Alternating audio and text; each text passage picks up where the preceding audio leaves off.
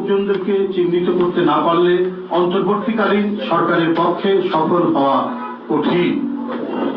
বিএনপির ভারপ্রাপ্ত চেয়ারম্যান তারেক রহমান বলেছেন, অন্তর্বর্তীকালীন সরকারের সকল পদক্ষেপ সবার কাছে সাফল্য হিসাবে বিবেচিত নাও হতে পারে, কিন্তু এই সরকারের ব্যর্থতা গণতন্ত্রের পক্ষের শক্তির ব্যর্থতা হিসেবেই পরিগণিত হবে।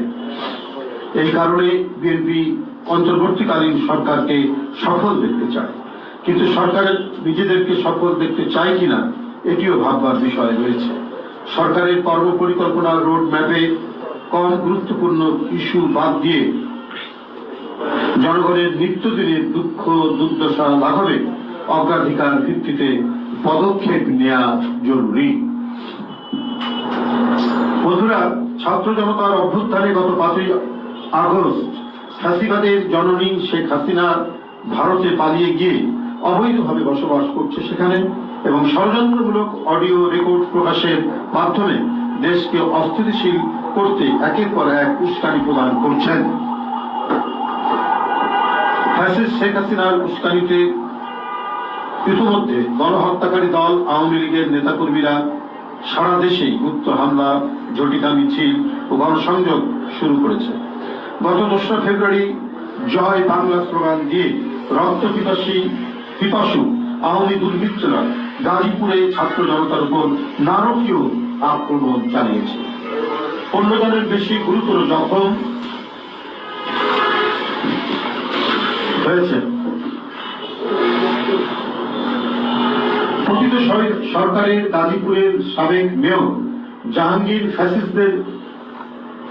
ফ্যাসিস্টদের নিয়ে ভার্চুয়াল মিটিং করে বলেছেন, যে শহরে আমরা দিনের বেলা ঘুরতে পারি না সে শহরের কাউকে আমরা ঘুমাইতে দিব না। ও জন্মগতভাবেই একজন সন্ত্রাসী, এবং গাজীপুরের যত গার্মেন্টস ফ্যাক্টরি, ঝুট ব্যবসা থেকে শুরু করে নানা ধরনের সন্ত্রাসীমূলক কর্মকাণ্ডের সাথে সে যুক্ত।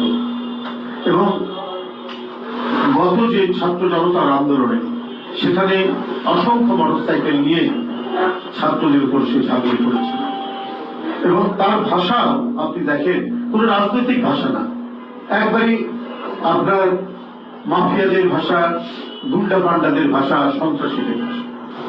এবং এদেরকে শেখ হাসিনা বিগত 17 বছরে এদেরকেই সংগ্রহ করেছেন, এদেরকেই গুরুত্বপূর্ণ দায়িত্ব দিয়েছেন, এদেরকে মেয়র বানিয়েছেন। কারণ নির্বাচিত হওয়া তো ছিল একটা অলিক স্বপ্ন শেখ হাসিনা। সে যেটাই বলতো নির্বাচন কমিশন তাকেই জিতিয়ে দিত। এই কারণেই তারা মেয়র হয়েছেন, বিভিন্ন এলাকায় সন্ত্রাসীর উপজেলা চেয়ারম্যান হয়েছেন, এমপি হয়েছেন। লীগের নয়া প্রজেক্টের মাস্টার প্ল্যানারদের একজন সে। এমন ভয়ঙ্কর সন্ত্রাসীকে এখনো গ্রেফতার করতে না পারা সরকারের চরম ব্যর্থতা। দুর্নীতির মাফিয়া চক্রের অন্যতম শিখণ্ডী পলাতক সাবেক আইজিপি বেনজির আহমেদ ফ্যাসিস্ট সরকারের অনুসারীদের সঙ্গে ভার্চুয়াল কনফারেন্সে ষড়যন্ত্রমূলক সভা করছে। বাংলাদেশে যত গুম খুন, বিচার বহির্ভূত হত্যার একজন প্রধান বাস্তবায়নকারী ছিল এই বেনজির আহমেদ, এবং শেখ হাসিনার পক্ষে প্রকাশ্য আন্দোলনকারীদেরকে গুলি করতে তিনি পুলিশ বাহিনীকে উৎসাহিত করতেন, ধমক দিতেন, হুমকি দিতেন, বলতেন বন্দুক তোমাদেরকে দেওয়া হয়েছে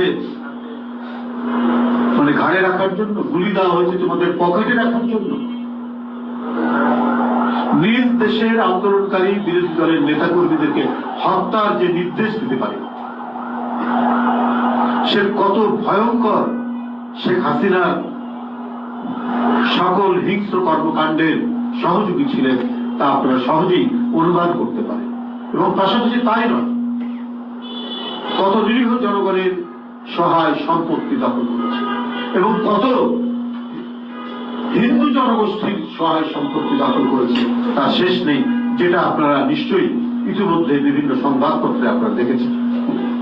সেই বেনজির সাহেব এখন ভার্চুয়াল মিটিং করছেন সমাজের মধ্যে অস্থিরতা তৈরি করার জন্য, দেশের মধ্যে একটা অরাজকতা তৈরি করার জন্য।